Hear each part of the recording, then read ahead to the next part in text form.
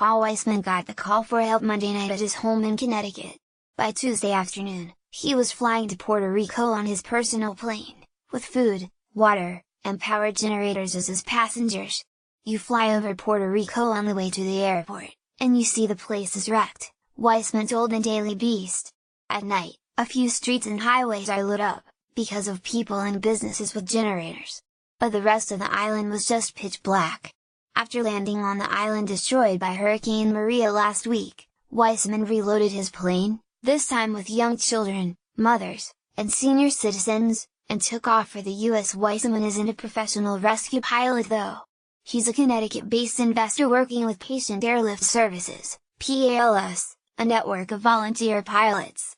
PALS mobilize pilots from across the US to help Texas, Florida, and now Puerto Rico and the US Virgin Islands this hurricane season. You name it, we've done it, said Eileen Minogue, the executive director of PALS. We literally jumped into the deep end together to provide disaster relief and it just hasn't stopped. We've been working for 30 days in a row right now pretty much round the clock just trying to provide support first in Houston and now in the islands. Her group, which usually provides airlift relief support within the United States Northeast region, has partnered with other nonprofits to serve hurricane-stricken regions in Texas, Florida, and now the Caribbean. Since Maria hit, PALS has sent volunteer pilots to Caribbean islands like Puerto Rico daily, bringing satellite phones, water filters, generators, tarps, hammers, and medical supplies. Pilots flew to Puerto Rico at their own risk. The storm disabled several traffic control radars in San Juan. The hurricane knocked out all their radars, and I think most of their radio communications, Weissman said. They have technical teams, but the roads are all blocked, and the radars are up on the mountains. Much of Weissman's work has been delivering supplies to air traffic controllers, so the airport can handle more planes. But he and other PALS pilots have also worked to evacuate some people to Florida, especially young children and senior citizens. Those chosen for evacuation are vetted through the FEMA or other philanthropic groups on the ground. Bob Lambert is a pilot from Michigan and has flown rescue missions for the past 10 years. He said he recently evacuated around 20 people, including children and their chaperones, from St. Thomas after flying rescue workers to the island.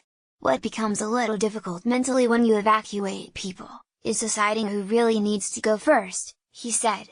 That's always a tough one mentally for me.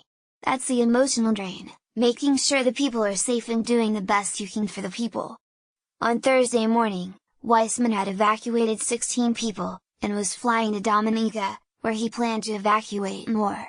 Sometimes, as was the case with 4 mothers and their young children, Weissman coordinated with families to plan evacuations in advance. But spotty post-hurricane cell phone service meant that some planned evacuations fell through. People are contacting me asking if I can bring people out, he said. These contacts try to get in touch with people, telling them to get to the airport at the agreed time and find me. But they can't get a hold of anybody because the phones are so terrible and spotty. People's phones are going dead and can't be recharged because they have no power. Fortunately, communications are still working from the air. Lambert said the only difference between flying to a storm-ravaged area and flying under normal conditions is that pilots need to carry extra fuel for the plane in case they receive incorrect information about landing conditions and have to turn back. It's just human nature to try and help, Lambert said. Small aircraft like those he and fellow PALS volunteers fly are not a long-term necessity, but the ability to react immediately and get on station quickly and land at small airports. We can literally respond in minutes or hours given a large number of airplanes that are willing to do this. Minogue said PALS expects to continue their efforts in Puerto Rico for the next 4 to 6 weeks. It just has escalated, she said. The 150 flights that we did in Harvey was a piece of cake compared to what we're having to do in the islands. Weissman said with increased demand has come a flood of volunteers. There's hundreds of people coming out of chartered airlines, Weissman said. And firefighters, park service workers, forestry workers, rangers, and police. I saw a lot of FDNY there stacked up, ready to go inland and deploy. It was pretty moving to see what's going on.